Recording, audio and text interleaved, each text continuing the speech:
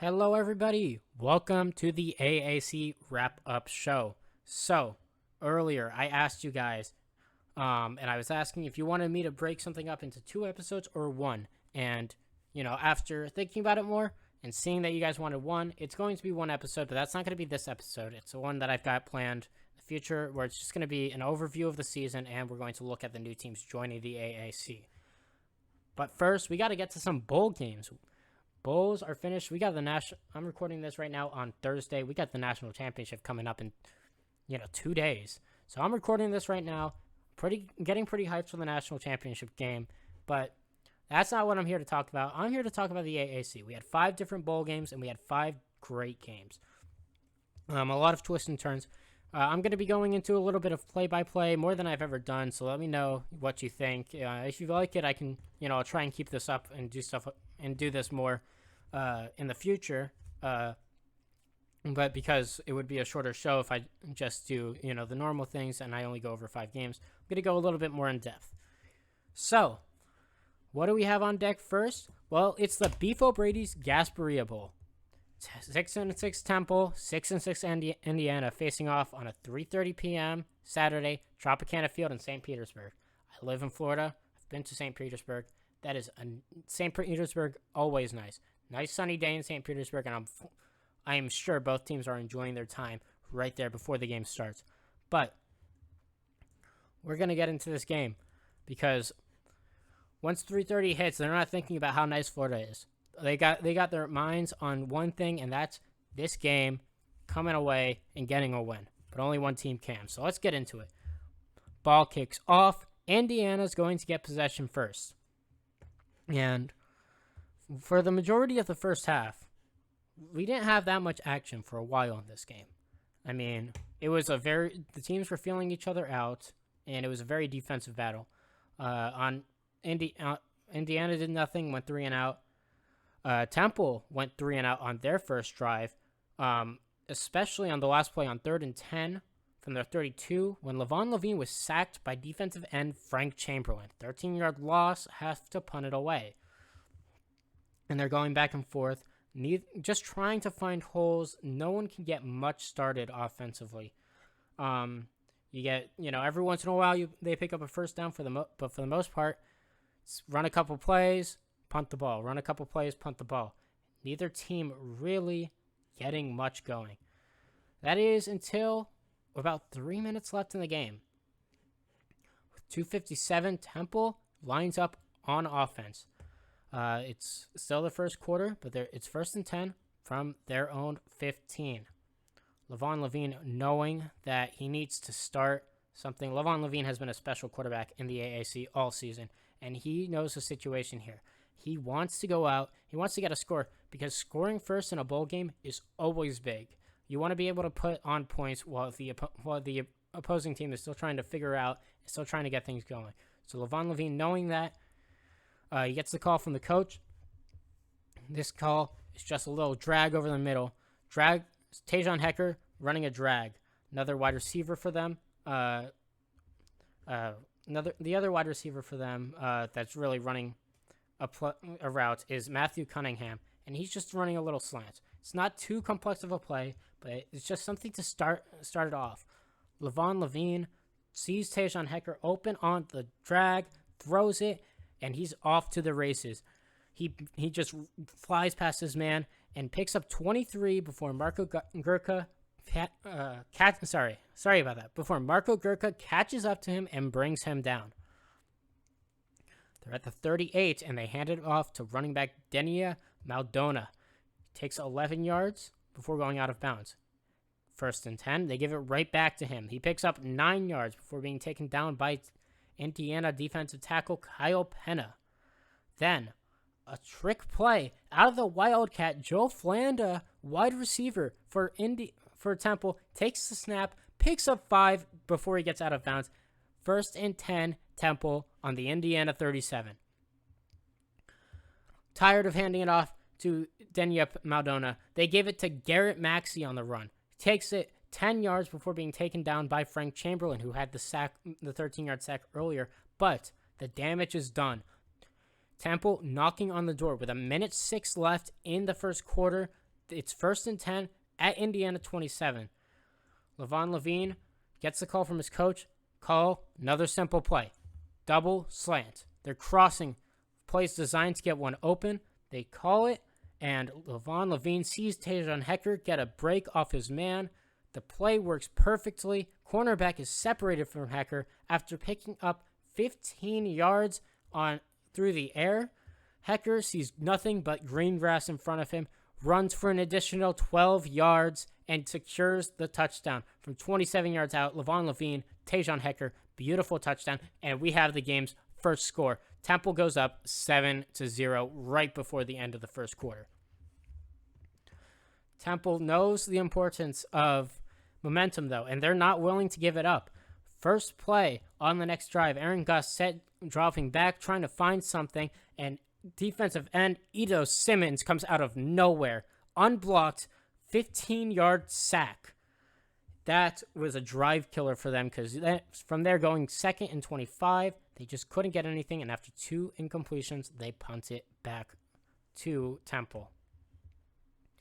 Temple gets a little bit going after picking up 0 yards on a run on first down. They get 8 on a run on second down and pick up the final 2 on third down. But an offensive holding call on Tajon Hecker brings it back 3rd and 12. They cannot pick up the first down and are forced to punt it back to Indiana. Well, at this point, sorry, clearing my throat. At this point, Aaron Gossett and Indiana, they're settled into the game, and they realize that it's early in the second quarter. There's still plenty of time left in this game, but if they want to come away with a win, they got to start putting up points soon, because this Temple team is an explosive team that can put on up points really quickly. So they need to put up points now, so that they're not in a big hole when they finally get their offense rolling. This one was also a little bit of a simple one. It was a complex play, but all you need to know, play design was Sean Grant running on a streak. Streak, kind of a post. He cut inside. I'm not sure if that was, to get more space or design call, but Aaron Gossett nonetheless finds him, picks up 20 through the air, uses that speed, picks up an additional 47 yards after the catch before inside linebacker Daniel Calhoun catches up to him. They were able to draw the mismatch with some pre-snap motion, getting Sean Grant to move over, and called it quickly. Daniel Calhoun was the only one free to pick him up. So, real mismatch with a good, speedy receiver on an inside linebacker. They were able to exploit that to pick up 67. But, now that they're at the Temple 13, that's not it. They still need to go 13 more yards to get into the end zone. And they struggled with that. False start on 1st and 10 brings it to 1st and 15 from the 18. Pick up a 5, 2nd and 10 from the 13. Pick up a 4, 3rd and 6 from the 9. They're knocking on the door, and they go for a run and only pick up 1 yard. 4th and 5 from the 8-yard line. Indiana is stopped, and they will settle for a field goal off of Sean Curtis. Would have loved to get the touchdown there, but at this point, they're happy to get on the board, start showing something from their offense, start showing some life. It's important to get those first points on the board in a game like this. Score is now 7-3. There is 10 minutes, 3 seconds left in the first half, so plenty of football still left to play. But the offenses go cold. 3 and outs, not much going on between the two teams, and, clock just keeps running up until with 3 minutes left. Levon Levine, hold on, let me check my notes just to make sure. Yes, up until 3 minutes left in the first.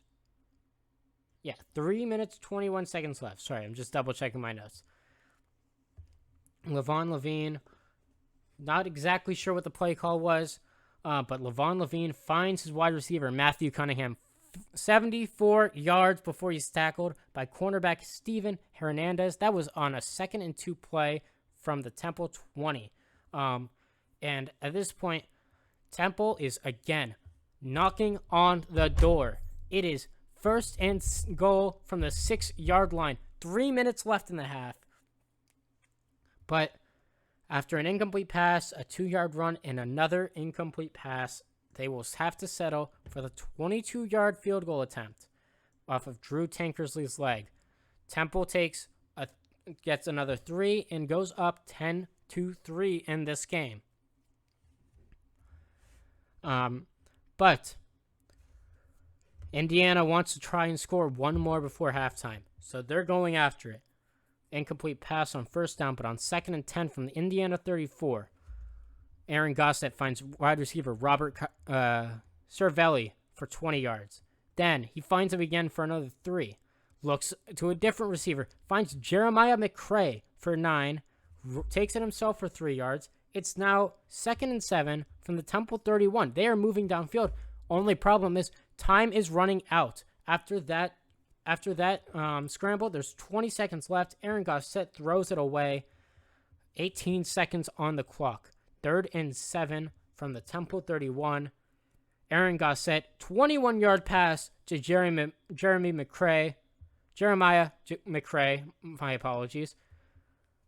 And the half ends with 3 to 7 points left on the board for Indiana.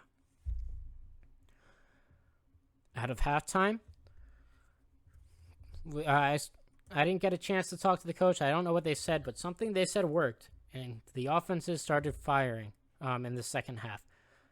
Temple will start the second half with the ball, and not able to pick up much.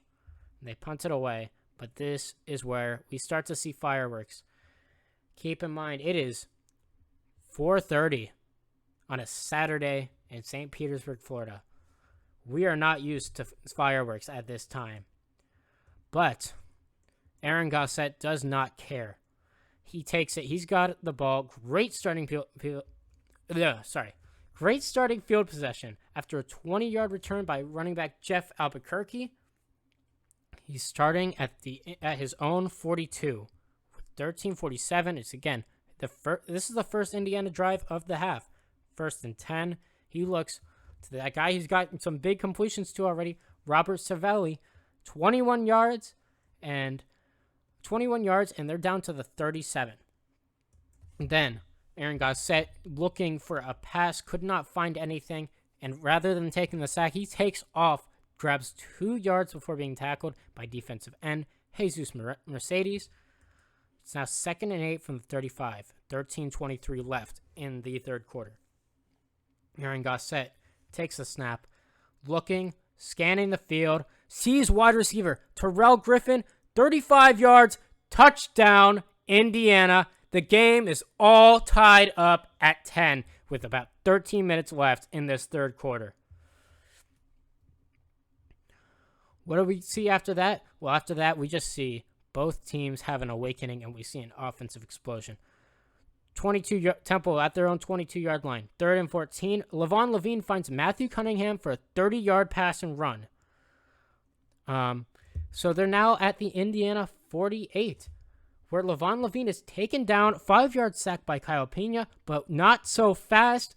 DPI on free safety Garrett Jones moves them forward to the Indiana 38. They pick up no yards on 1st and 10, leading to 2nd and 10, where Levon Levine finds his man, his number 1 target, Tajon Hecker, for 7 yards. It's now 3rd and 3 from the 31. Levon Levine steps up, sees wide receiver Matthew Cunningham. Beautiful pass and a perfect catch leads to a 31-yard touchdown. And Indiana Temple reclaims the lead, going up 17-10.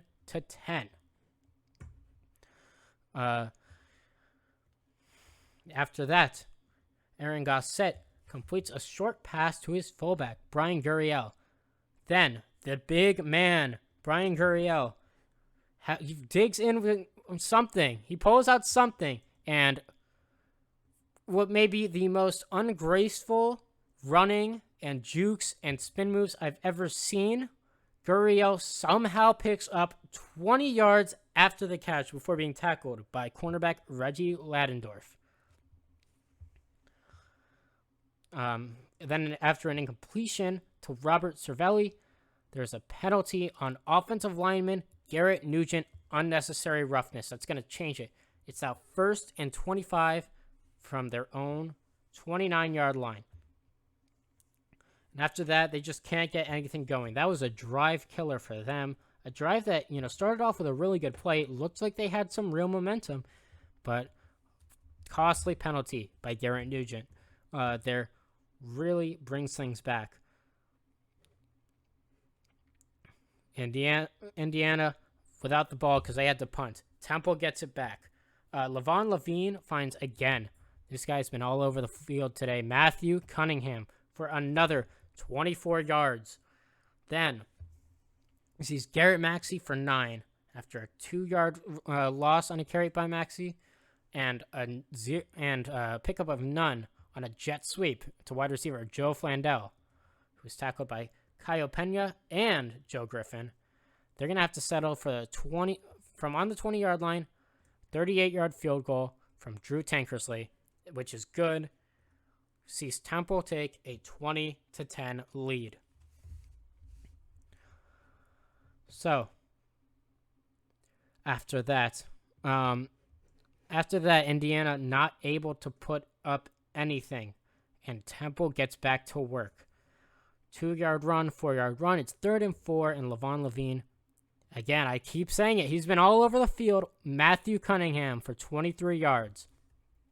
And then, after a throw to running back Denia Maldonado for 4 yards and a 3-yard Garrett Maxey carry, it's 3rd and 3. Temple at their own 44. They're putting together some momentum, and they're looking like they can really drive here.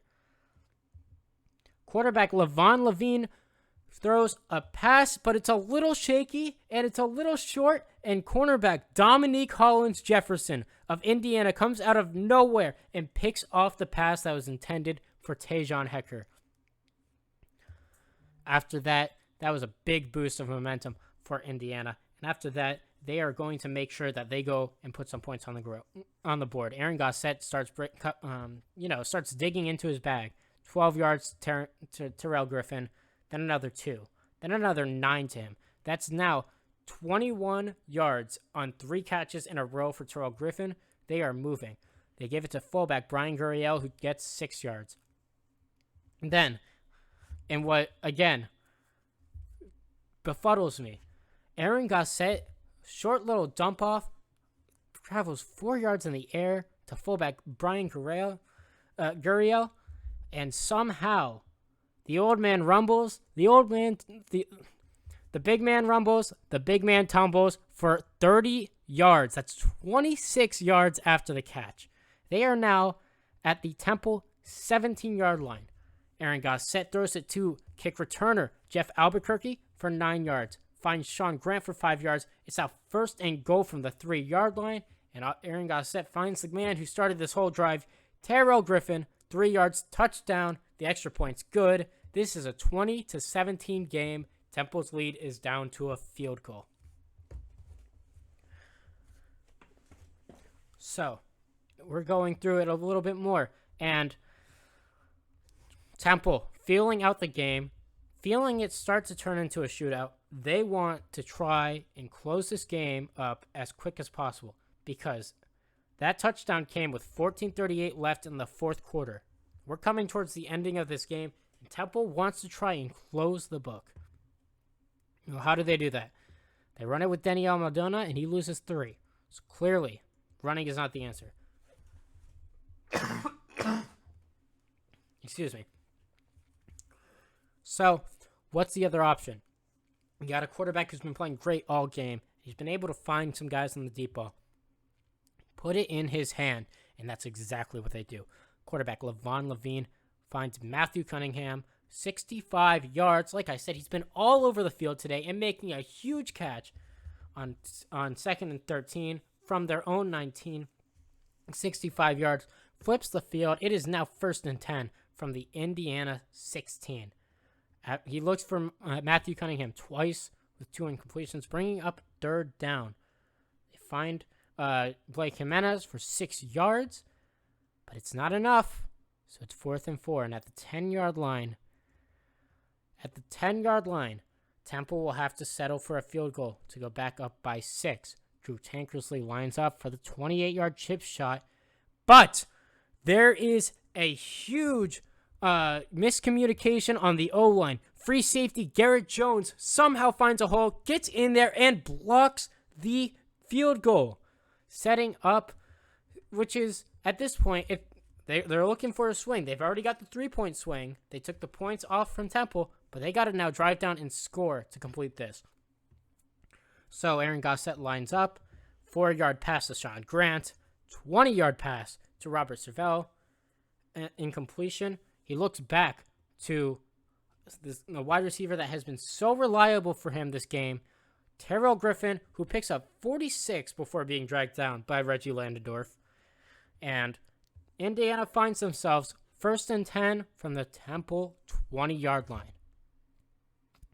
Aaron Gossett, 5-yard pass to Robert Savelli, then throws it to him, but picks up none on the play. We're at 3rd and 5, where he finds the fullback again, Brian Gurriel, who picks up 11 yards this time, which brings up the first down. It's 1st and goal from the 4-yard line. After a carry that goes backwards by Jeff Albuquerque for 2 yards, it's 2nd and goal from the 6-yard line, where Gossett looks and finds Robert Cervelli over the middle, uncovered, 6 yards, touchdown. Extra point is good, and Temple is now trailing 24-20 with 10 minutes left on the clock.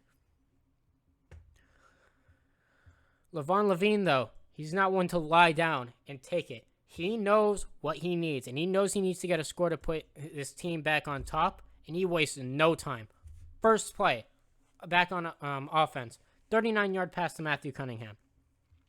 Looked long for Matthew Cunningham again, but doesn't find him. Incomplete pass. Next play, looks for wide receiver Hosmil Fox, 35 yards. They're now 1st and goal from the 1-yard line, and Levon Levine finds his favorite target, Tajon Hecker, for the easy 1-yard touchdown.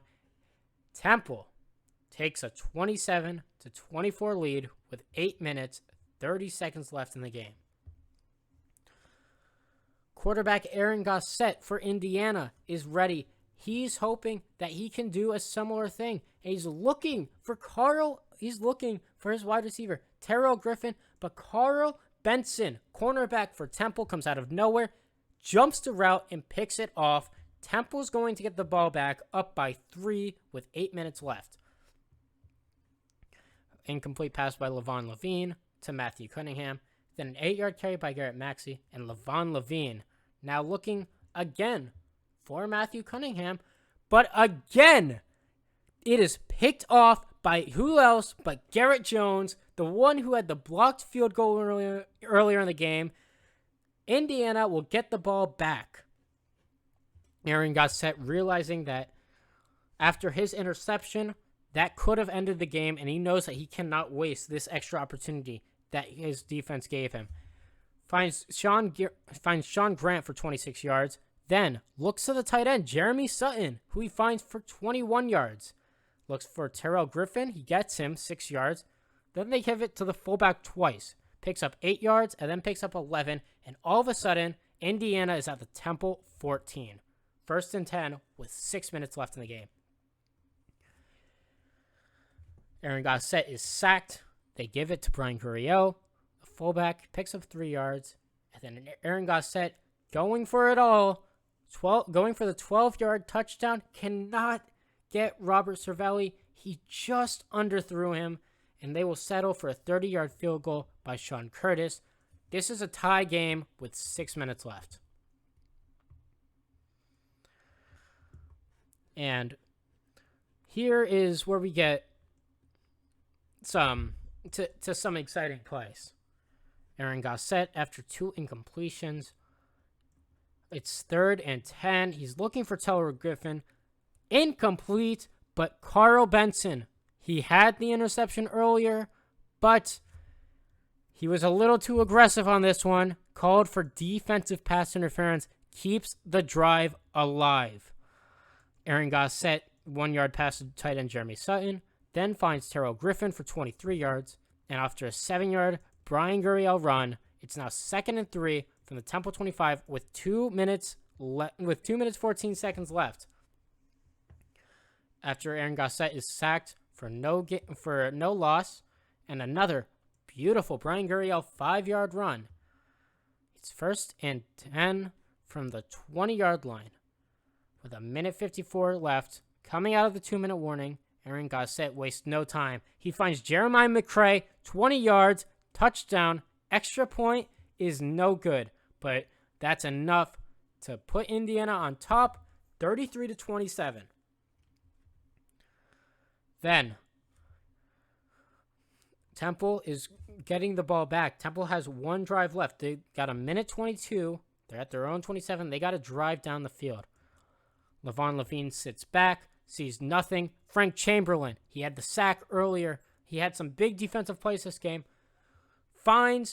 Gets to Levon Levine and sacks him. But what? The ball comes out, recovered by cornerback Marco Gurka. Indiana gets the ball back and runs out the clock. Indiana wins a nail-biter, 33-27 in, a great game. Huge congrats to Coach Pierce-Weiss for getting a win. Huge congrats to Sandy Toes. Played a great game. This was a great game for both teams. Oh my God. I was looking at this before, and don't worry, we have a lot more great games coming up.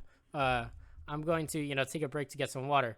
But before I do that, just going over the stats for this. Levon Levine, 20 completions on 41 attempts for 448 yards, 3 touchdowns and 2 interceptions. Aaron Gossett, 39 completions on 60 yards for 556 yards, 4 touchdowns and 1 interception.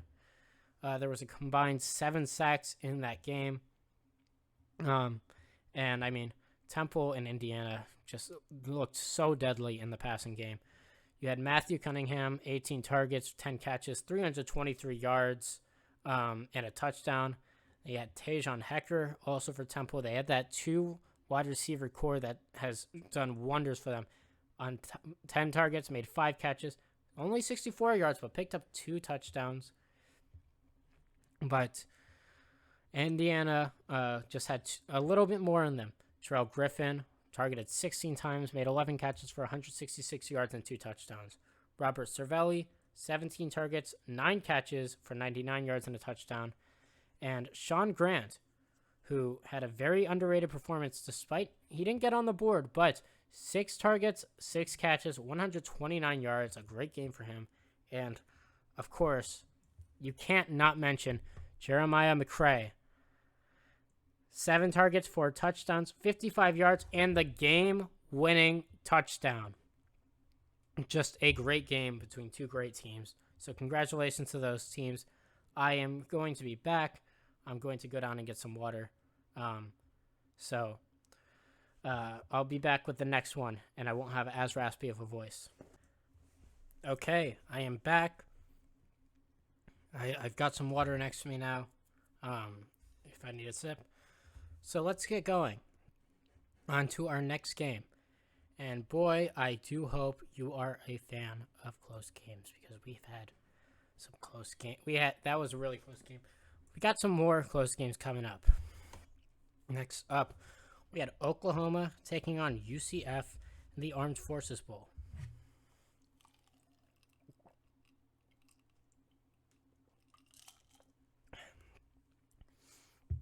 Oklahoma is 6-6. UCF is 7-6. So this was a Friday game. I have them.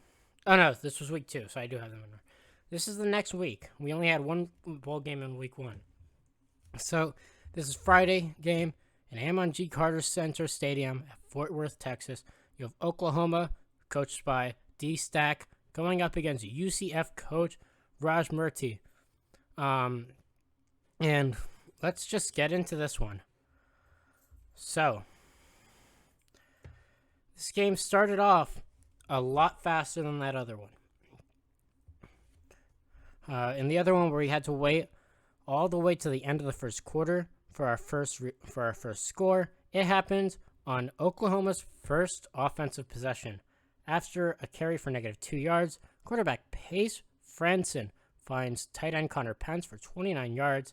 And then that was at the Oklahoma 32. And now that they're at UCF 39, Pace Franson finds Justin Neary for 39 yards. And that's a touchdown. The extra point is good. We see Oklahoma go up, take a really early 7-0 lead. This UCF team is a team that's really lived and died by their running, and they get back to that on their second drive. The next play after that touchdown, Stephen Herder takes it for 26 yards, but after a 3-yard carry and 2 incompletions by quarterback Deho Matten, they are forced to punt it away. There's not too much that really goes on though at this point, so we're gonna skip forward a little bit. And that's going to be towards, right around the end of the first quarter. Both teams, until this point, just kind of exchanging short drives, not getting much of anything going. But UCF has to punt on 4th and 20, and it's now 6 minutes, 22 seconds left in the first quarter. 1st and 10, 32 from their Oklahoma's own side of the field. After an incompletion and a 3-yard pass, Pace Franson finds his wide receiver Tim McRae for 13 yards before he's taken down by Kevin Grant. Now, with life on this drive, new life, 1st and 10 from the 48, 2 incomplete passes, but he finds Tim McRae again for another 36 yards before he's tackled by cornerback Clint Upton. It's now 1st and 10 from the UCF 6. They can smell blood. Going up 14-0 really early would be a strong statement on Oklahoma's part. And that's what they intend to do. Hand it off to running back Matt Moore, who takes 7 yards. 2nd and 3 from the 9. Give it right back. He picks up 2. It's now 3rd and 1 from the 7.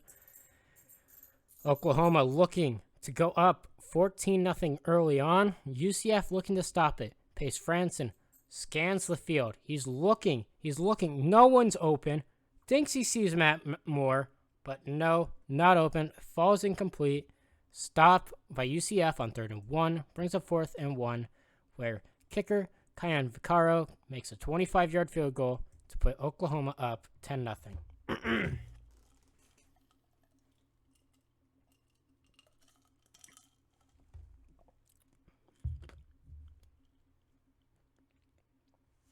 All right. Sorry about that. So, after a quick 3-and-out by UCF, Oklahoma tries to put together a drive, but they also go 3-and-out. And then UCF, we're in the second quarter now. It's 13 minutes, 36 seconds left in the first half. From their own 18, they start to get a bit of a drive going. Deho Matten finds Gary Dominguez for 10 yards, and finds him again for 1 yard. A 1-yard run, while not the most, after having, consecutive 3-and-outs, getting a first down is big. That's starting to get some big, they're starting to get some big momentum going. Deho Matten is then intercepted by cornerback Freddie Paulson. Pass was intended for his tight end Chris Wilson, but that just didn't go. But a penalty on the play keeps it UCF ball. 1st and 10 from UCF 39. Given another chance on this drive. Oh, sorry.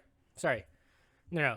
Oklahoma with the interception. My bad. I misread what I had written. Oklahoma with possession from the UCF 39. Have a chance to go up again. If they get a touchdown, they're up 17-0. Very commanding lead in the first half.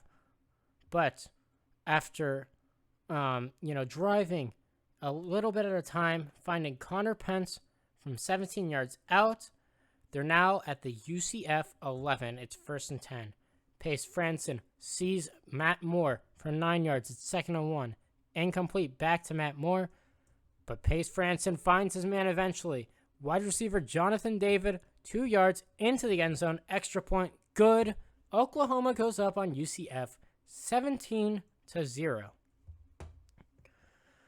Real tough start for UCF, and that rough start continues as they fail to get anything and go and just go. They get with, another 3 and out for UCF.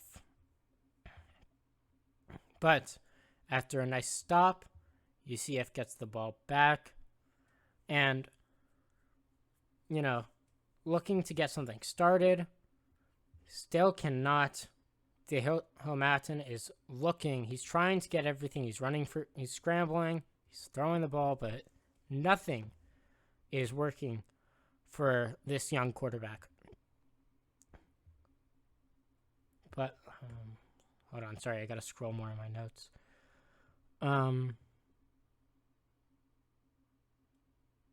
So, yeah, that's the end of the first half. It ends 17-0 lead for Oklahoma. But 17-0 lead for Oklahoma, and UCF needs something quick. Their offense has been silent, but their defense has been quiet. They've made some big stops, but at the end of the day, not been able to do much.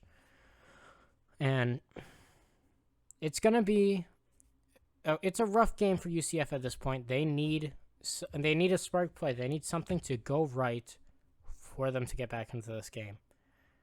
And that happens. That kind of happens for them. After a punch from the Oklahoma 46, Oklahoma starting on their own 22. Pace Franson's looking. He tries to find his running back again. Matt Moore. Kyle Kinsler, the outside linebacker of UCF, though, reads the route perfectly, jumps it, takes it 22 yards to the house. UCF is on the board, and we got a game. It's 17-7, and UCF has a chance. They just got to push this a little bit further, and they can go and be right back in this game. One more score puts them right back in this game. So, after that big interception returned for a touchdown, defense has woken up. Loss of 3 yards on a run for Matt Moore. Gain of 1 on a run by wide receiver Matt Hawley and an incomplete pass. UCF is going to get the ball back. Running back Jordan Glasgow takes a carry but no yards, so they decide to switch and bring in Stephen Herder, who takes the ball and carries for 30 yards and gets out of bounds. It's now 1st and 10, Oklahoma 33. They are starting to drive, but disaster strikes for UCF again. DeHomatin passing incomplete. Then after a Stephen Herder 8-yard carry, offensive tackle Torrin Velasquez flagged for offensive holding, pushes them back. 2nd and 20 from the 43, Oklahoma 43. 8-yard pass to Stephen Herder. Then 21-yard pass to running back Jordan Glasgow. They're at the Oklahoma 14 with 1st and 10. And they get all the way to the 1-yard line. 1st and goal from the 1-yard line. Incomplete pass. 2nd and 1. DeHomatin sacked by defensive tackle Deontay Thomas for a loss of 1. 3rd and goal from the 2. Jordan Glasgow carries for no yards. Ran out of bounds. False start on Glasgow, though. 3rd and 7. 3rd and goal from the Oklahoma 7 now. DeHomatin incomplete to running back Stephen Herder. And they will settle for a Garrett Green 25-yard field goal. Would have loved to get the touchdown for them there, but the field goal makes it a one-possession game. 17-10 with 4 minutes left in the third quarter. But with a bit of an awakening for UCF, Oklahoma realizes that it's time for them to wake up, and it's time for them to finish off UCF. After 2 plays that don't do much, Pace Franson finds wide receiver Justin Neary for 58 yards, and 3 plays later, finds wide receiver Jonathan David from 4 yards out for the touchdown. Oklahoma goes up 24-10. From there, UCF was out of the game, and they could not put up much more. The game ends after a Kyle Vaccaro 23-yard field goal attempt is good. The game ends 27-10.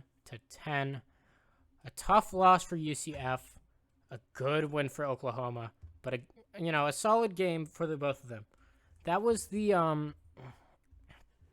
only game that we have on tap that really had any kind of separation, at the end. Every game except for that game, that we're gonna go over, is close right up until the end. So it's gonna be a bit long. So I apologize for that.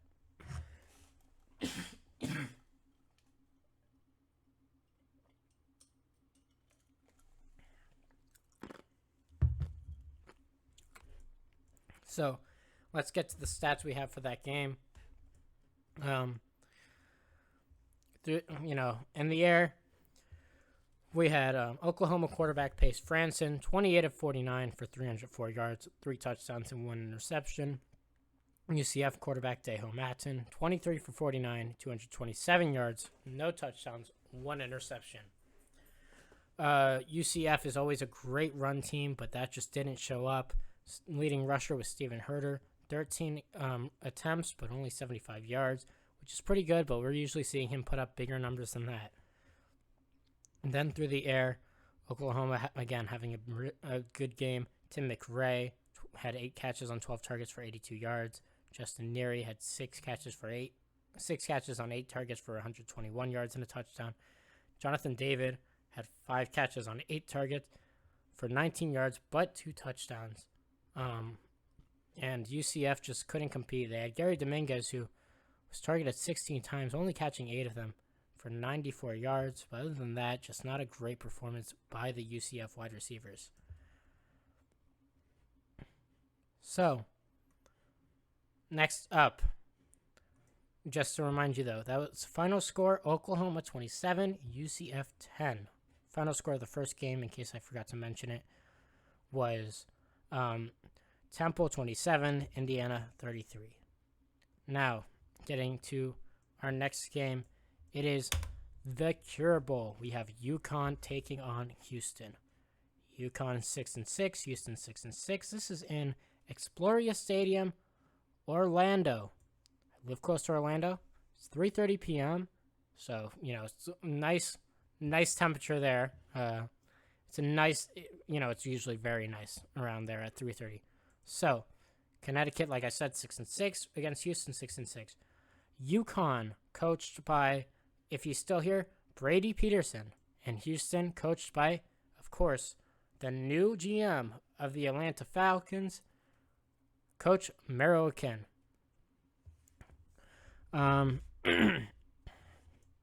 So let's get into this game, because this game is a shootout.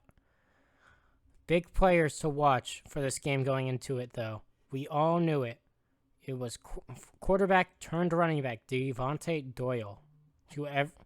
That was what drew eyes to this game. This is somebody that, is projected to be a really good player with a lot of potential, but could be a bit of a risk. And this was his chance. He gets another chance here on a big bowl game to try and make his case for why a team should take a shot on him.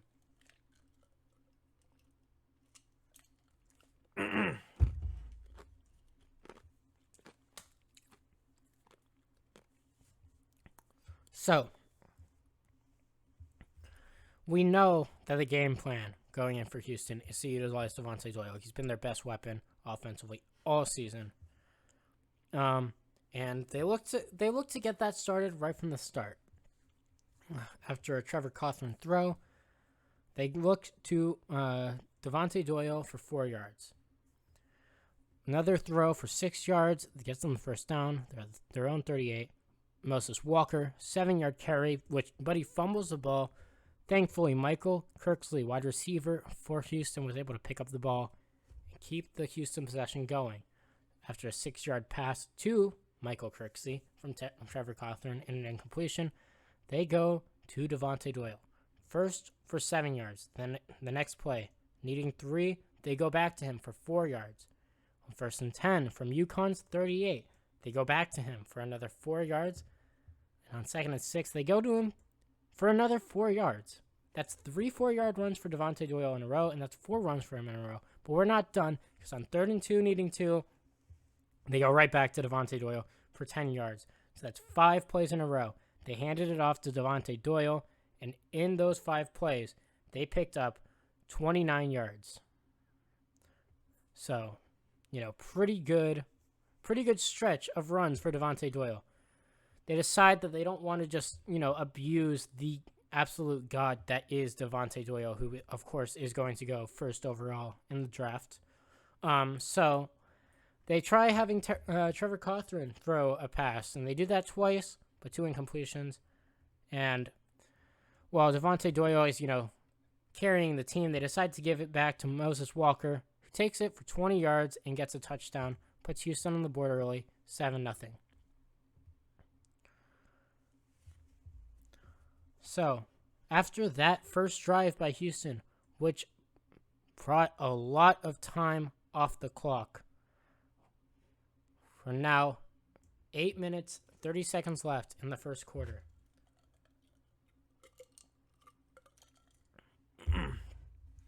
And UConn is getting the ball for the first time. So, what do they have planned up their sleeve? Well, UConn, going into this game, is also not the greatest passing team. They are also a run-focused team. So if you love running plays, you will love this game, because this game had a lot of big runs, a lot of good big runs. They started off with a pass from quarterback Logan Osemele to wide receiver Neftali Aubrey. Some of these names, I swear to God. I cannot pronounce some of these names, but I'll try my best going forward. Running back Christian Simmons gets the carry for 2 yards before Osemele goes to tight end Brandon Castillo for 7 yards. They give it back to Christian Simmons for 6 yards. After an incompletion for Osemele, he finds wide receiver Matt Mathis for 18 yards. They give it to Christian Simmons 3 plays in a row. He picks up on a run. Picks up no yards on the first, 12 yards on the second, and on the third picks up 7 yards. And then an unsportsmanlike conduct on defensive end Sean Lee while celebrating his tackle on Christian Simmons moves them from the Houston 12-yard line to the Houston 6-yard line. 6 yards out, Osemele finds Abreu for 5 yards and then finds running back Andre Lamb for the 1-yard touchdown. We got a tie game here in Orlando. With 3 minutes, 36 seconds left, Houston retakes the field. Trevor Cawthron wastes no time in finding Michael Kirksey for a 40-yard pass.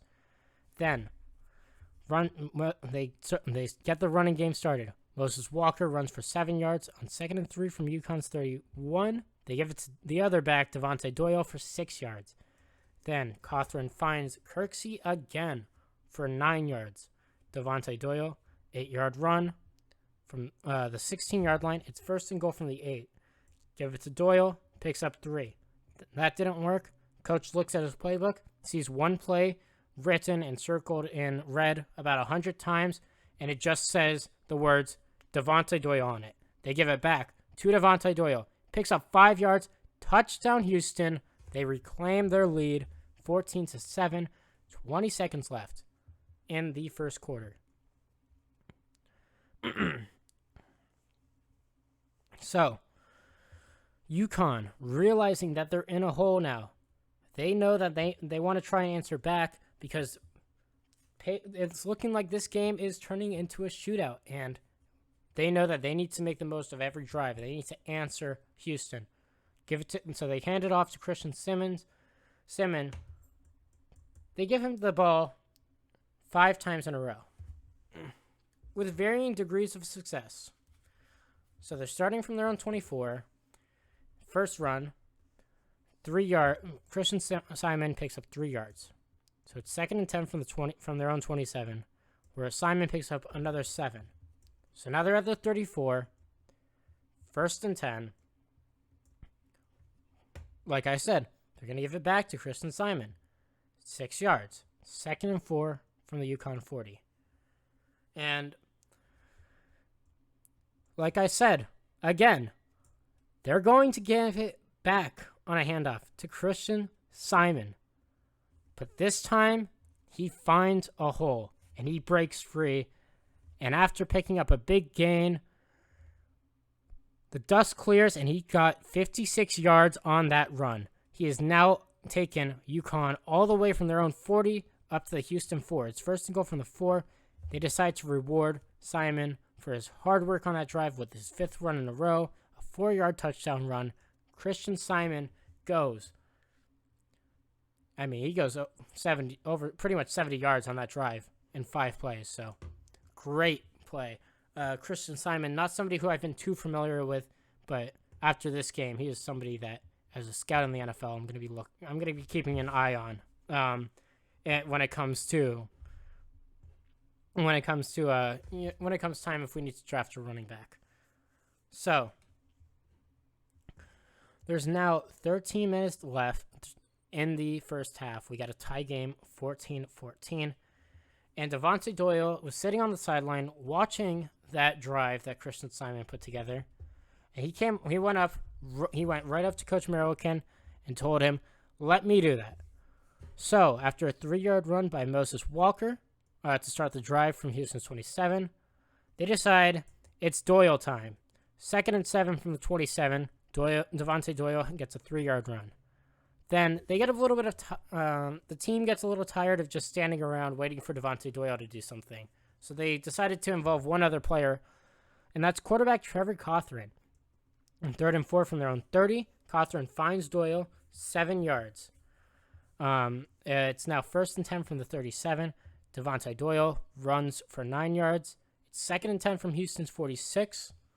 What's the play called? Doyle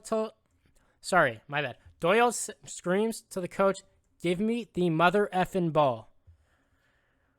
So, coach kind of just lets Doyle call whatever play he wants to call. Doyle, of course, calls a run to the left, outside.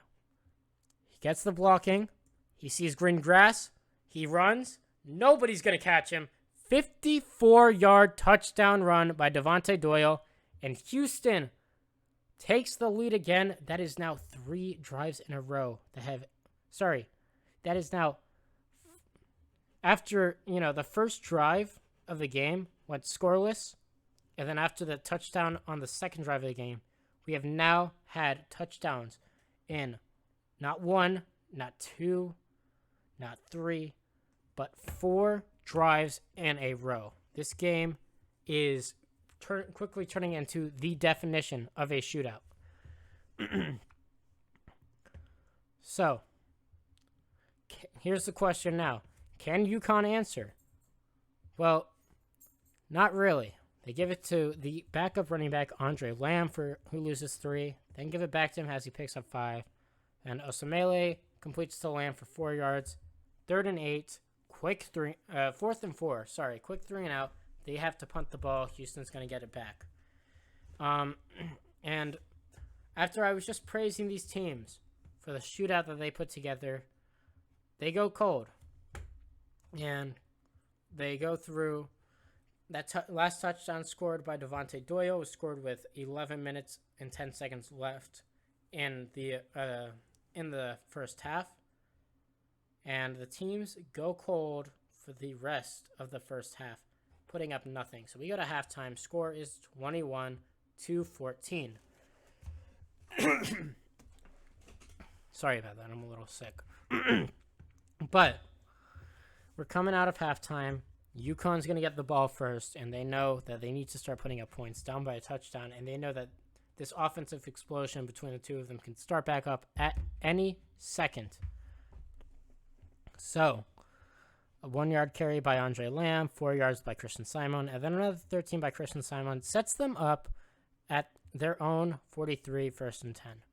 Osamele decides that he's not going to let the running backs do everything in this game. He finds tight end Brandon Castillo for 52 yards, gets UConn down to the Houston 5-yard line, 1st and goal. After a 2-yard run by Andre Lamb, 2nd and goal from the 3, incompletion by Osamele. 3rd and 3, they give it to Christian Simon, takes it 3 yards, touchdown, ties it up with 12 minutes, 35 seconds left in the third quarter. It's a 21-21 game. Well, Houston, realizing that UConn tied the game up, has decided that they're not going to let them, they're not going to let them have a lead. So after an 11-yard run by Devontae Doyle, followed up by a 4-yard and then a 7-yard run by Devontae Doyle, Moses Walker comes in and runs for a loss of 2. After a handoff to Devontae Doyle that goes nowhere, Trevor Cawthorn throws a 10-yard pass on 3rd and 12 to tight end Brendan Kelsey. But it's not enough. Just 10 yards brings up 4 and 2 from UConn's 38. Coach Merrilkin, he pulls out that wheelbarrow. He says, we're going to go for it. Quarterback Trevor Cawthorn throws to Nick Connor, 5 yards, first down, 1st and 10 from the 33. 2-yard run for Devontae Doyle. Moses Walker comes in. 2nd and 8 from the 31. Goes distance, 31 yards. Touchdown Moses Walker. Houston back up, 28-21. 9 minutes, 53 seconds left in the third quarter. Now, teams calm down a little bit. They take a break from scoring the touchdowns as UConn goes 3 and out. Then, Houston, not quite ready to take a break. 4-yard pass from Cawthorn to Robin Schaefer. Then 23-yard pass back to Schaefer. Incompletion. 5-yard carry by Moses Walker. And then an incompletion. 4th and 5 from the 27. Houston lines up to take the 45-yard field goal attempt. But it is wide right. So, missing an opportunity to go up by an additional 3, UConn now takes the field. And after a 1-yard run by Christian Simon, Osamele finds tight end Brandon Castillo for 46 yards. It would have been a great play if not called back by an offensive holding call on offensive guard Michael Haig. That 46-yard pass wiped off the board. It's now Logan Osamele looking for his next target, Matt Mathis, 21 yards. They're down to their own 49 now. After 2 runs totaling 5 yards, it's 3rd and 5, and Osamele finds the backup tight end, Miguel Estevez, for 6 yards to pick up the first down. After just running, and then a mixture of gaining and losing yards, they are able to bring it up to the Houston 22-yard line, where they get stopped, bringing up a 4th and 7. They kick the field goal, 40 yards, it's good. Houston's lead is cut down to 28-24. There is now just over 2 minutes left in the third quarter. And Houston quickly drives down off of a 35-yard pass by Cawthorn to Michael Kirksey, and a couple Devontae Doyle runs, is able to go, and when they're stopped at the 9-yard line, 4th and 1, with 8 seconds left in the third quarter, Austin Gore drains a 27-yard field goal to put those 3 points back on the board, and raise Houston's lead back to 7.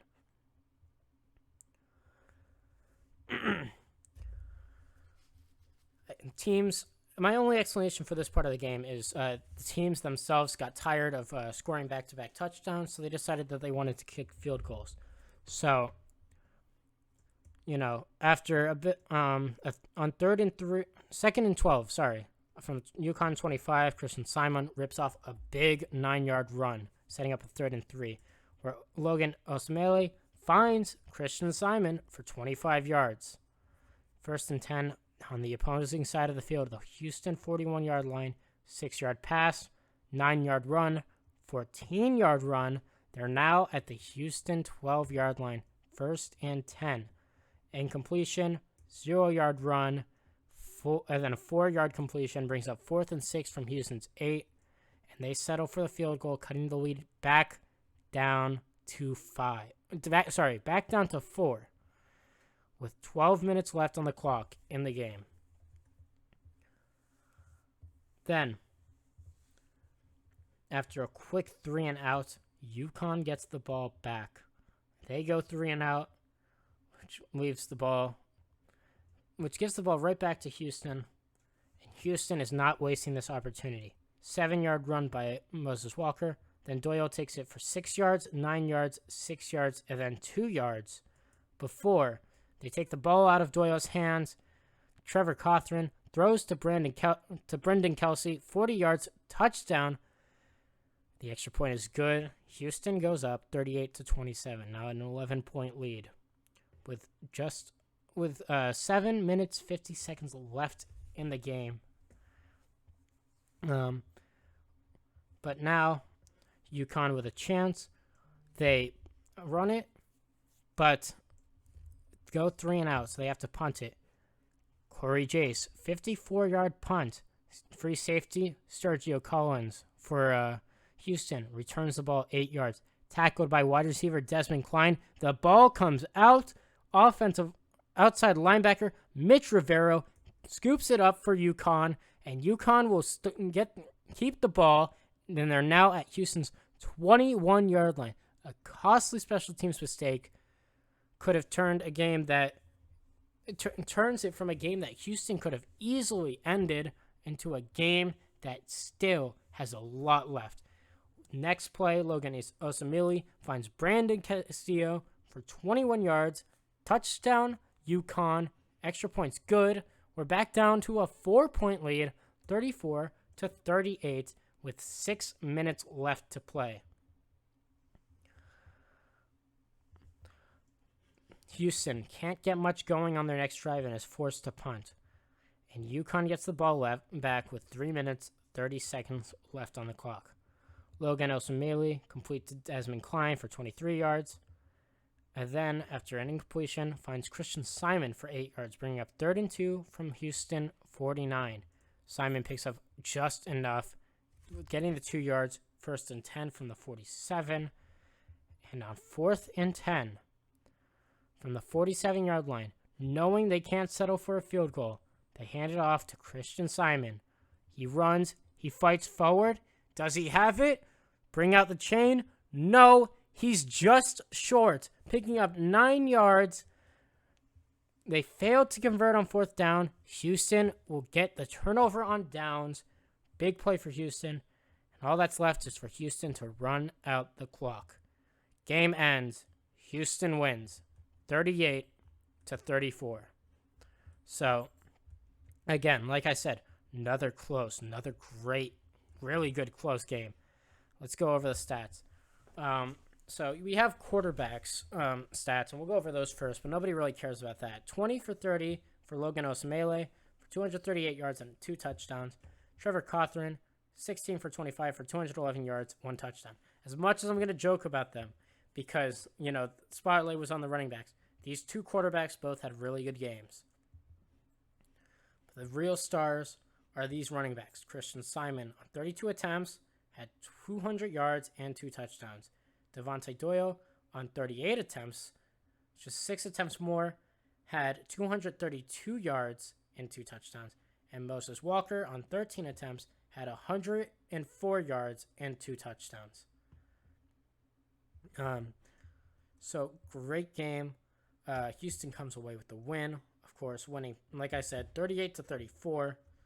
My voice is getting raspy. I have 2 games that I have to do, but I'm going to, stop recording now, and I'll come back later when I'm feeling a little bit better and knock those last 2 out. So, it's going to be just a second for you guys, but I'll be back later to finish up this episode. Okay, everyone, I am back. It's the next day. My voice is feeling a little bit better, so I'm ready to knock out these last 2 games we have. First up of these last 2 games, we've got the Military Bowl, 6-6 for FSU, coached by Coach Kirby. The person who gave us the, threat to all of humanity, Matt Howard, versus Tulane, who's 9-4, coached by Coach K Green 829, me. It's at the Navy Marine Coast Memorial Stadium in Annapolis, and Tulane actually played and won in the Military Bowl last season, so Tulane's trying to make it 2 for 2 in the Military Bowl. So let's get right into this game. Oh, I forgot to switch it. There we go. FSU versus Tulane. So, game starts off fast. Tulane gets the ball. They go quick 3 and out after a big sack by defensive end Herder Sue. 7-yard sack on quarterback Bronson Morrill. But Tulane was not ready when the game started, but FSU certainly was. After a 3-yard run by Clayton McGee and then a loss of 1, Kelly Jarwin shows off that arm, finding Clayton McGee. Finds him 34 yards in the air, and then Clayton McGee uses that speed to go another 34 yards into the end zone on a touchdown. That's the third play of the drive, and FSU takes an early 7-0 lead over Tulane. Tulane not to be outdone, though. That touchdown lit a fire under them. Bronson Morrill finds his number 1 target, Fernando Thomas, 20 yards. Then he looks to him again, 7 yards. Then he hands it off to former quarterback turned running back, Haloti Thomas, who takes it 2 yards before being tackled by Alex Tejeron, one of those big threats on the defensive line. Bronson Morrill then finds Fernando Thomas again for 11-yard reception before handing it off to Haloti Thomas for another 2. Tulane's now at the FSU 33, 2nd and 8. Bronson Morrill takes a snap. He's sitting in. He's feeling pressure. Tejeron almost gets the sack. Morrill evades the pressure, finds Thomas for a 16-yard catch, and he kicks it the rest of the way for a 33-yard catch and run. Touchdown Tulane. We are all tied up at 7. Now, after a quick 3 and out by FSU, Tulane gets the ball again, and they are looking to build on that and take a lead. They know this FSU team is 1 year removed from the national championship, and despite not being as good and not looking as good as they had last year, this is still a very good, very talented team with a lot of potential. So they ended off to Haloti Thomas for 5 yards, then give it back to him for another 10. Bronson Morrill, incomplete pass to Devontae Pena before they give it back to Haloti Thomas. It's now 3rd and 6 from the 33, needing a big first down. Bronson Morrill steps back, evades pressure, scanning, finds Travion Love right on the sideline. He gets 1 foot, he gets 2 foot, that's in bounds. Travion Love, 7-yard reception to keep the drive alive. 1st and 10 from the Tulane 40, and Haloti Thomas is stopped for a loss of 2. Taken down by Hunter Sue and Stephen Frace, but offensive holding on A.J. Pierce. That's going to set it up 1st and 20 from the Tulane 30. Long way to go for Tulane.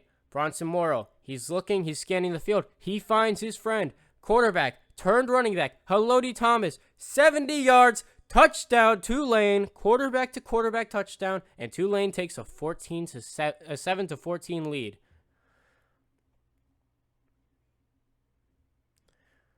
So, what's FSU going to do? They know that they have to respond, and they're looking, but they fall up just short. 3rd and 9, Kelly Jarwin looking for a 10-yard pass to Brett Franco, but it's just broken up by the Tulane defense. So Tulane comes back out, but cannot get much going. They go 3 and out, and Kelly Jarwin knows that it's time to put on a show. He's got to get back into this. He's looking, and he finds his wide receiver, Brandon Anderson, for 67 yards before Daniel Kaui is able to take him down. Then he finds his other wide receiver, Jalen Rodriguez, for another 11, before getting another wide receiver involved with Brett Franco for a 4-yard catch and run. Then, in a jet sweep, wide receiver Chris Snell gets the ball, takes it 1 yard before getting out of bounds. They're at the Tulane 5, though. 3rd and goal from the Tulane 5. FSU doesn't want to settle for a field goal. Kelly Jarwin's looking. He goes for it all with Brandon Anderson, and that's a touchdown. 5-yard touchdown. We are all tied up at 14-14, and we are just 14. We've got 15 minutes left in the second quarter. This is looking to be a very, very exciting game. Tulane lines up, and Bronson Morrill throws a pass to Travion Love for 4 yards before an incomplete to Devontae Pena.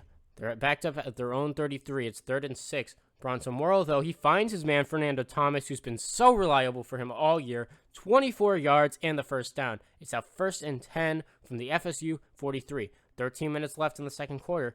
They give it to Haloti Thomas to run some clock out, and he takes it for 3 yards. Then an incomplete pass from Bronson Morrill to tight end Robinson Rios before Bronson Morrow finds his man again, quarterback Haloti Thomas, for a 20-yard catch and another 20-yard run for a touchdown Tulane to put them up 21-14 with 11 minutes 30 seconds left in the first half. After a long drive that comes up just short, forcing a FSU punt at the 48-yard line, Tulane will get the ball back, and after a loss of 5 on a run by Haloti Thomas and then a gain of 2, Tulane looking at 3rd and 13 from their own 17, looking for something big. Bronson Morrow finds running back Hector Lee for a 46-yard completion to set them up now 1st and 10 from the FSU 37. After a tough 3 drives of getting nothing, they punt it, and FSU gets the ball back with 3 minutes and 47 seconds left in this first half. Unfortunately, after a big sack on 3rd and 6, pushing them, Sam Borman taking Jarwin down for a loss of 6, bringing up 4th and 12 from the FSU 18. They have no choice but to punt it away, giving Tulane about 2 minutes left to try and put something else on the board before we go to halftime. Bronson Morrow, incomplete pass to Fernando Thomas, but this time, next play, he finds Travion Love for 5 yards. He's tackled by strong safety Deontay Motley, but the ball comes out. Deontay Motley recovers his own fumble recovery, and FSU is going to get another chance at the Tulane 43. Kelly Jarwin just throws it away, but a holding on offensive guard Cody Gilmet sets them up 2nd and 10 from the Tulane 43. After an incompletion, it's 3rd and 10, and brings up 4th and 6.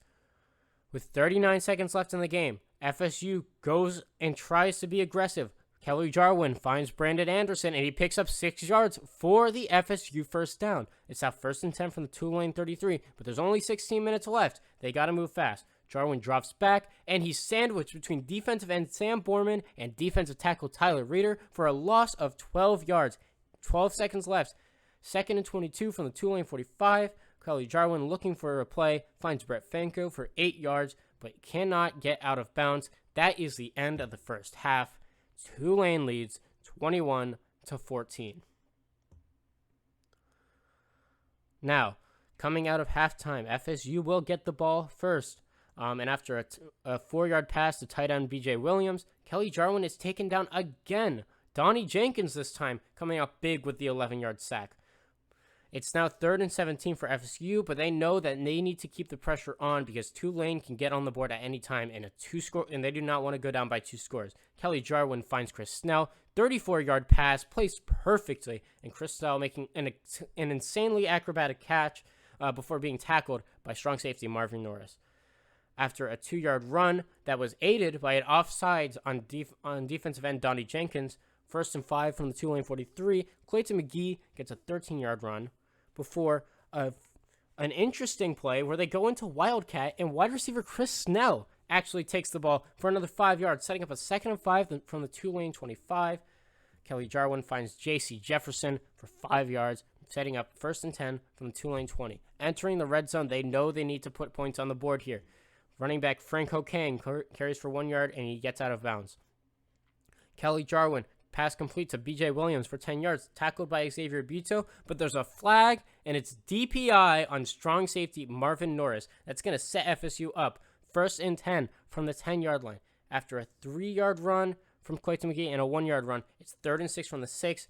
Kelly Jarwin looks for Clayton McGee again, but cannot make the completion. They will have to settle for a field goal from the 6-yard line. Ike Tauchman, 24-yard field goal kick. It's up, and it's good. Score, Tulane 21, FSU 17. After a quick 3 and out for Tulane, though, FSU gets the ball back.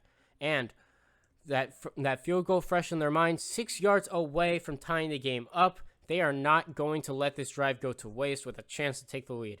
9-yard run for Clayton McGee, followed by an incompletion. But Jarwin steps up and makes a beautiful pass. Brett Franco is wide open, 40 yards, and he is down. It's now 1st and 10 from the Tulane 32.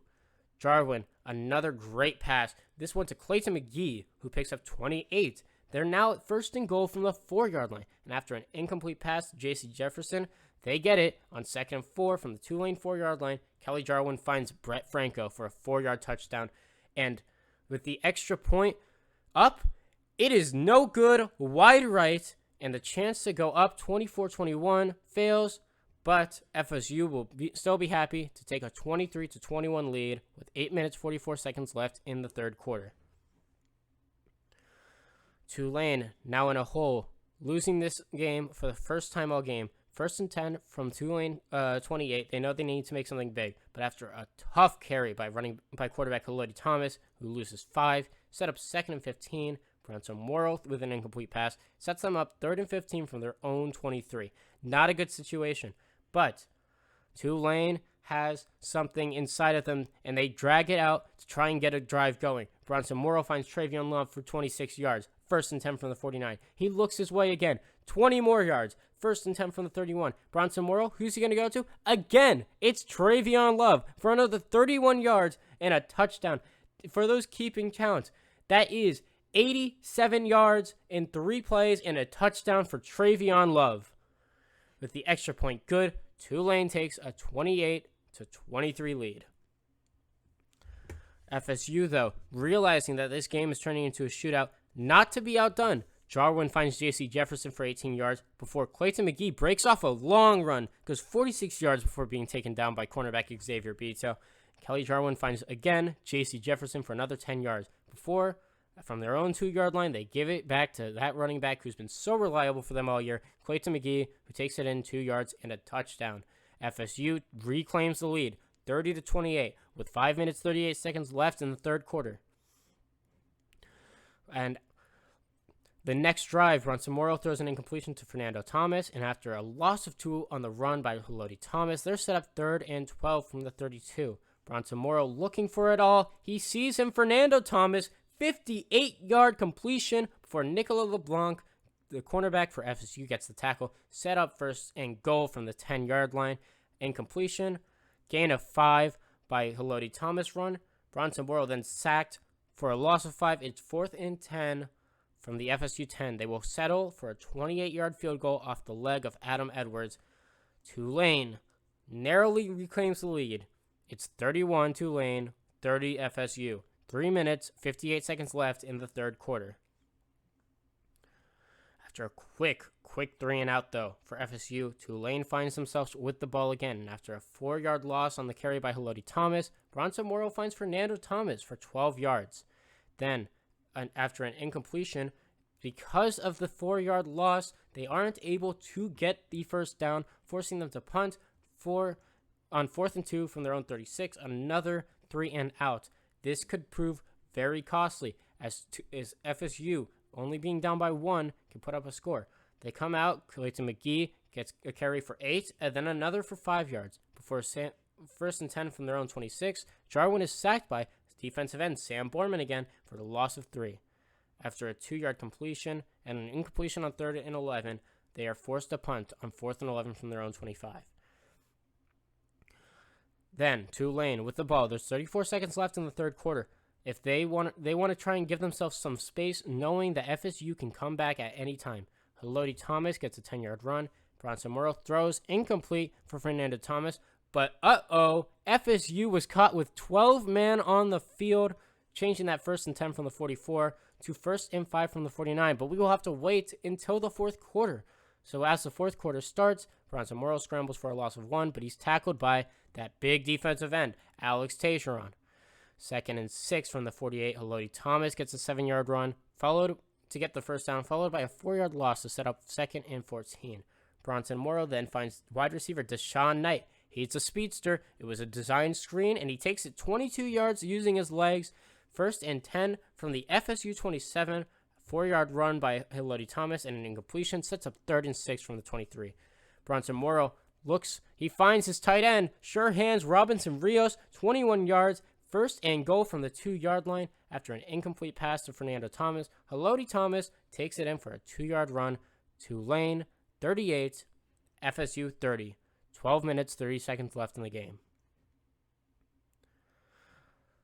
FSU takes a quick 3-and-out, giving the ball back to Tulane. And after a 19-yard pass and setting them up at the FSU 27, they cannot get much going. 4th and 12 from the 27. Adam Edwards, 45-yard field goal up. And no good. The pressure got to him, and he misses a 45-yard field goal. FSU will take over from their own 27 now with a chance to tie this with a touchdown and a 2-point conversion. Not able to get anything going, though. They punt, and the ball comes back to Tulane. Haloti Thomas gets a 34-yard run, setting them up in really great field position from the 39-yard line, 1st and 10. FSU's 39. After an incomplete pass intended for Haloti Thomas, Bronson Morrow is taken down. It's a huge sack, and guess who it is? It's that man who everyone was clamoring to get at the beginning of the season in the draft, Alex Tejeron, and defensive end Hunter Sue sandwich him for a loss of 12. 3rd and 22, and after an incompletion, that takes Tulane out of field goal range as they are now at their own 49, and they are forced to punt. That is a 3-point, maybe even 7-point save by Alex Tejeron and Hunter Sue. FSU, realizing the chance they just got and knowing that now having new life in this game with 8 minutes 46, they cannot throw it away. Kelvin Jarwin finds tight end BJ Williams 43 yards before tackled by inside linebacker Montrez Holcomb. Then Chris Snell, he's taking a couple snaps, in the Wildcat in, jet sweep, and they give it to him in the Wildcat again. He takes this one 37 yards to the end zone, touchdown, extra points, good. Tulane's lead is cut down to 1 with a 38 Tulane, 37 FSU. 8 minutes left in the game. And now Tulane, realizing that they want to get some more space for themselves to operate. Bronson Morrow, 5-yard pass to Travion Love. And after a couple short ones and incompletions on a 3rd and 10 from their own 43, Bronson Morrow finds his running back, Hector Lee, 57 yards, touchdown Tulane. The extra point's good, and Tulane adds some more separation, going back up by 8, up 45-37 with 6 minutes 39 seconds left in the game. After a 3-and-out, though, FSU is forced to punt. Tulane, Bronson Morrow finds Fernando Thomas. It's a 40-yard completion, but after that, the FSU defense stands strong and does not let them go anywhere, forcing a 4th and 6 punt from the FSU's 42. FSU has another chance now with 4 minutes and 9 seconds left. Jarwin finds BJ Williams for 7 yards. They hurry up to the line, knowing that this is if they don't go for 2, they need another score. 3 minutes 42, 2nd and 3 from their own 27. Chris Snell, 8-yard run. 3rd and 21 now. 1st and 10. They give it to Clayton McGee. He finds a hole. He's gone. Nobody's going to catch him. 65-yard touchdown run for Clayton McGee. With the extra point, this game is back down to 1. Tulane 45, FSU 44, with 3 minutes and 2 seconds left in the game. Haloti Thomas, 3-yard carry. 2nd and 7, incomplete pass. Bronson Morrow to Haloti Thomas. It's 3rd and 7. A stop here would mean everything and give FSU another shot. Bronson Morrow drops back. He looks. He finds his target. Hector Lee, 46 yards. Tulane gets the first down. 2 minutes, 2 seconds left. 9 on the FSU 19-yard line. Haloti Thomas with a 1-yard run sets up 2nd and 9. Then Bronson Morrow complete to Travion Love. That brings up 3rd and 8. Hector Lee loses 1. That brings up 4th and 9, but there's only 29 seconds left. After a 36-yard field goal is good by Adam Edwards, Tulane takes a 48-44 lead with just 23 seconds left. First play of the drive, FSU needs to get a touchdown. Kelvin Jarwin, pass, incomplete. He just threw it away. Next one, Kelvin Jarwin drops back, and he's sacked by outside linebacker Jason Beasley. A loss of 6. There's 12 seconds left, 3rd and 16. Incomplete pass by Kelvin Jarwin, and with 8 seconds left, FSU punts on 4th and 16 from their own 19, and that is the ball game. Tulane takes down FSU 48-44, winning the Military Bowl in back-to-back seasons, and just an amazing game, a shootout. It really went down to the wire, and it was anyone's game. Me being the coach of Tulane, I just want to say that was a great game. That was a great game. I remember watching that live. That was just so exciting to watch. It was, nothing but respect for Coach Kirby. He gave me, the most exciting, interesting game I've had all season. So let's look at the stats. Kelly Jarwin had a really good game. This is a guy who, if I remember right, is a freshman. This is a kid who has a really bright future. 32 completions on 52 attempts, 440 yards, and 3 touchdowns. Really, really good, but just couldn't keep up with Bronson Morrill. He's not a top-level quarterback, but he's got some top receiving talent. 27 completions on 49 attempts for 636 yards and 5 touchdowns. Kelly Jarwin was sacked 5 times, and Morrow was sacked 3 times. But going into this game, I knew to be scared of running back Clayton McGee, and he showed that. 16 attempts for 152 yards just on the ground with 2 touchdowns. And Chris Snell, the wide receiver, who I wasn't really thinking about, went 5 attempts, 55 yards, and a touchdown. Tulane was able to find the running game, which has been pretty hard to find for them this past year, with Haloti Thomas, 28 attempts, 90 yards, and a touchdown. But then you get to the passing game, and that's where things really were. That's where the battle really was. Brett Franco, 17 targets, 9 catches for 81 yards and a touchdown. Then Clayton McGee targeted 5 times. This is running back for FSU. He already has 152 yards and 2 touchdowns on the ground. He was targeted 5 times, made 4 catches for 102 yards and another touchdown. That is 254 all-purpose yards with 3 touchdowns. What a game by Clayton McGee. Then Brandon Anderson targeted 4 times, made 3 catches for 78 yards and a touchdown. Looking over at the Tulane side, though, Travion Love targeted 12 times, made 9 catches for 104 yards and a touchdown. Fernando Thomas targeted 16 times, made 8 catches for 205 yards and a touchdown. Haloti Thomas targeted 7 times, made 3 catches for 116 yards and 2 touchdowns. That's the running back. So that is 206 all-purpose yards and 3 touchdowns for the quarterback turned running back Haloti Thomas on the game. Hector Lee, 3 targets, 3 catches for 149 yards and a touchdown. This was one of the more exciting games. And like I said, so many exciting games that we're talking about. And to finish it off, we got another really good, really exciting game. And that is East Carolina University versus LSU. I don't know what it stands for off the top of my head. But the ECU versus LSU. Battle of the acronyms. Birmingham Bowl. They're both 6-6. It's at Protective Stadium in Birmingham, Alabama. ECU coached by Coach Oblivious Lax. And LSU coached by Coach C. McGill. Sorry if I pronounced any of those wrong. So, let's get into this game. This game starts off with LSU possession. 10-yard run by Elijah Lopez, followed up by an 8-yard, and then another 7, which is brought back by a false start by wide receiver Marvin Thomas, bringing up 2nd and 7 from the LSU 45. After quarterback Aaron Toomer gets 0 yards on the scramble, he finds his running back Elijah Lopez for 42 yards, setting LSU up with the 1st and 10 from the ECU 13. Handed off to fullback Josh Mattenpley. Takes it 5 yards, 2nd and 5 from the ECU 8.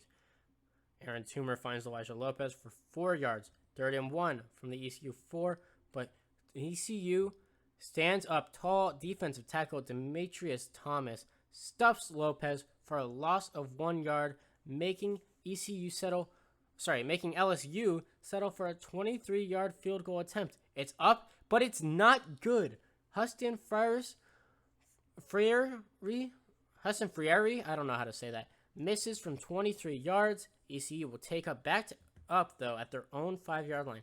Stephen Rivera, one of the top scrambling quarterbacks in the league, finds wide receiver Denzel Green for 14 yards. And I know there's been a lot of talk about scrambling quarterbacks maybe not being worth it, but Stephen Rivera makes a case for why they are in this game, so I'd pay a lot of attention to him. Stephen Rivera then takes it himself for 6 yards before throwing 2 incompletions. 4th and 4, they have to punt. LSU going to get the ball back, and after 2 runs that go for a total of 6 yards by Lewis Ladler and Elijah Lopez, Aaron Toomer finds wide receiver Marvin Thomas for 31 yards, setting them up on the opposing side of the field, 1st and 10 from the ECU 31. After 2 plays that go nowhere on 3rd and 10. They're only able to pick up 2 yards, forcing a punt. After a quick 3 and out by ECU, though, LSU will get the ball, and they cannot do much with the ball. They're forced to punt it from their own 22, which leads to ECU getting the ball 1st and 10 from their own 40. 2 minutes, 48 seconds left in the first quarter. Running back Ryan Gobert takes a 4-yard run, and then Steven Rivero takes it himself, 56 yards, touchdown, and we have the game's first score. ECU goes up 7-0. Then, next drive, Aaron Toomer finds Lewis Ladler for 26 yards. They don't want this game to turn into a blowout, so they got to go and they got to put up points fast. 3-yard run by fullback Josh Masenfley, but penalty, a legal double team block on center Chris Rosenberg. Quarterback Aaron Toomer finds running back Elijah Lopez for 2 yards, and then Elijah Lopez takes it for a 4-yard run.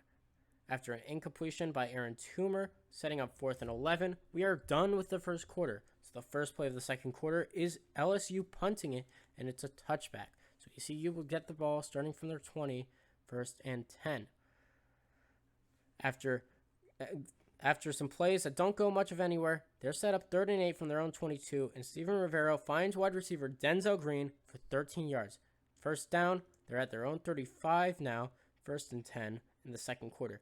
After an incompletion and a 1-yard run, Steven Rivero on 3rd and 9 looks for wide receiver Jamie McCoy, who he finds for 10 yards, first down. ECU at their own 46. He looks to now Steven Rivero looks to Denzel Green, who makes the 10-yard catch. It's now 1st and 10 from the LSU 44. ECU's driving. LSU needs to come up with a stop to avoid this from getting too far out of hand. Ryan Gobert with an 8-yard run, 2nd and 2 from the 36. Steven Rivero, 7-yard run, 1st and 10 from the 29. Gobert goes nowhere, so it's 2nd and 10 from the 26. But Steven Rivero takes a 5-yard run, setting up 3rd and 5 for the LSU 24. Rivero, he's scanning the field. He sees nothing. Coverage is perfect. Takes off with his legs. He's able to get just enough. 6-yard scramble gives them the first down. 1st and 10 from the LSU 18. After a Ryan Gobert 4-yard run and a Brandon Ames 1-yard run, 3rd and 5, Steven Rivero needs to get the first down. He looks for that guy who just got 1 yard, Brandon Ames, running back, for 10 yards, 1st and goal from the 3-yard line. And after a 3-yard run by Ryan Gobert, after a 2-yard run by Ryan Gobert is not enough, Steven Rivero punches it in himself for the 1-yard touchdown. Extra point is good, and ECU takes a 14-0 lead. LSU, realizing that this game is starting to get out of hand, hands it off to Elijah Lopez, who takes 8 yards. They're set up now, 2nd and 2 from their own 44. Aaron Toomer looks for it all. Long bomb to wide receiver Marvin Thomas, 56 yards, touchdown. Touchdown LSU, but the extra point off of I'm really bad with this name. Huston Frieri is no good. Score is 14-6 with just under 6 minutes remaining in the first half. After a long drive that ends up going nowhere for ECU, LSU has a chance to get back. But after a drive that they have trying to set up, they just cannot get a score. They are stopped at their own 42 as time in the first half winds out. We go halftime, score of 14-6. These coaches had some words for their teams at halftime, and both of them had pretty much the same message. While ECU's message was keep the throttle on, just pedal to the metal, outscore this team. LSU was pedal to the metal, get this comeback, and outscore this team. Comes out, but ECU is the one who gets the ball first. 12-yard run, 6 off of Ryan Gobert, 6 off Steven Rivero, brings up 1st and 10 from their 37, and after an incompletion, and then a 6-yard pass to wide receiver Jamie McCoy, they're set up 3rd and 4 from their own 43. Steven Rivero finds wide receiver Denzel Green for 20 yards, 1st and 10 from the LSU 37. Rivero can't find anything, and he rips off a long run, 37 yards, touchdown ECU, and they come out firing out of the gate. They take a 21. They extend their lead from 14-6 to 21-6. Now LSU, they need they're down by 2 possessions again. They need to get something going. Aaron Toomer passed to Marvin Thomas for 11 yards, but then a sack of 4 yards. After a 5-yard pass, they're set up 3rd and 9 from the 37. Aaron Toomer looks, he finds his running back, Lewis Ladler, and that's good for 23 yards, setting them up 1st and 10 on the opposing side of the field, ECU's 40. After an incompletion and a 1-yard pass, it's 3rd and 9 from the ECU 39. Elijah Lopez takes it. Does he get it? No, he is just short. The 8-yard run leaves him 4-1 from ECU 31, and LSU is forced to punt, giving the ball back to ECU. Stephen Rivero with a 1-yard run, and after a loss of 1 on run by Ryan Gobert, aided by a false start penalty, it is now 2nd and 14. ECU backed up on their own 16.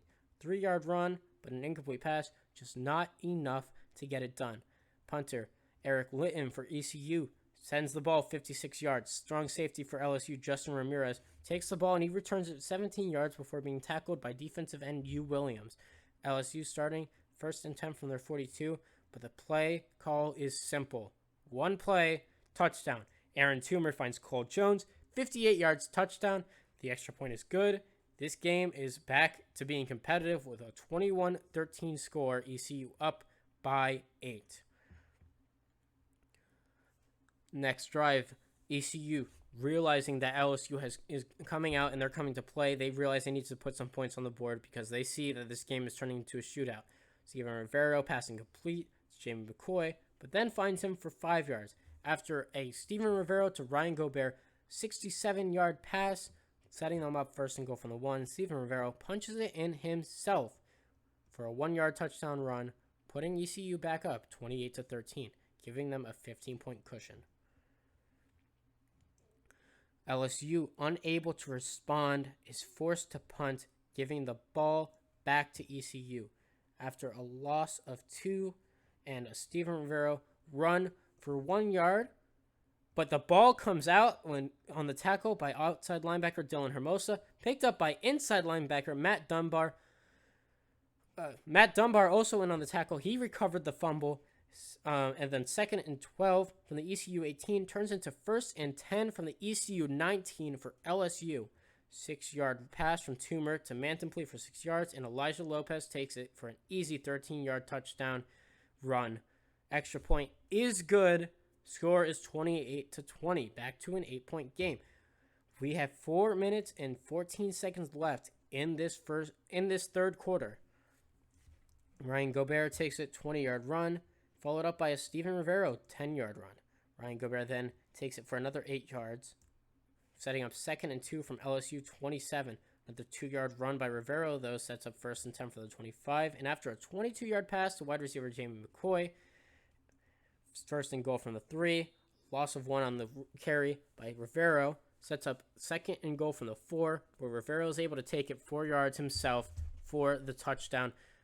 ECU keeping that lead up now at 35-20 with just under 2 minutes left in the 3rd quarter. LSU cannot do anything, and they are forced to punt it away, down by 15. After a drive that looked like it had some promise because of an 11-yard run, the ECU is just not able to get enough, and they are forced to punt. LSU now taking advantage of this opportunity. First play, Aaron Toomer finds Marvin Thomas, 38 yards, and then after a 5-yard run by Josh Mattenpley, Aaron Toomer finds running back Elijah Lopez for 35 yards. They're now 1st and goal from the ECU 2, and fullback Josh Mattenpley is able to just walk it in for a 2-yard touchdown. Extra point is good. Score 35-27. Lead is cut back down to 8 with 13 minutes and 11 seconds left in this game. After a quick, it didn't take too much time off the clock, drive by ECU, they are forced to punt, giving LSU the ball back. And after a couple completions from anywhere from 4 to 6 yards on that 5-play stretch, after an incompletion, Elijah Lopez is able to take it himself 34 yards before being taken down. They're now flipped the field from their own 46 to ECU's 20, First and 10. Running back Lewis Ladler takes it himself, and he gets 11 yards. It's first and goal from the 9. A loss of 1 on the run by Elijah Lopez, but no problem for ECU, no problem for LSU as Aaron Toomer finds Marvin Thomas, 10 yards, touchdown. Don't go for 2. The extra point is good. LSU is now losing by 1, 35-34. 7 minutes, 30 seconds left in the game. It's crunch time. They need a lot to go right. First and 10, Ryan Gobert carries for 3 yards. Ball comes out, picked up by LSU. LSU will take possession at the ECU 28. 8-yard run by Elijah Thomas. 6-yard run by quarterback Aaron Toomer. First and 10 from the 14. A 10-yard run by fullback Josh Mathenpley. And then an easy 4-yard touchdown pass from Aaron Toomer to Julio Edwards. LSU finds themselves with a 41-35 lead with just under 6 minutes remaining in the game. Rivero gets his offense ready onto the field. He scans. He cannot find anything, but he finds a wide open patch of grass in front of him. He takes it, and he's able to pick up 50 yards before going out of bounds. 5 minutes, 17 seconds left in this game. They're now at the LSU 25, starting at their own 25.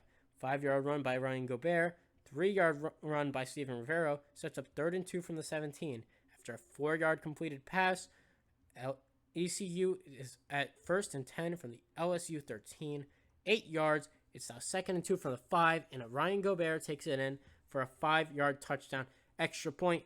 Good. With 3 minutes, 30 seconds left, ECU claims a 42-41 lead. LSU is going to get the ball back, and they have to score if they want to win this game. 6-yard run by fullback Josh Mathenpley.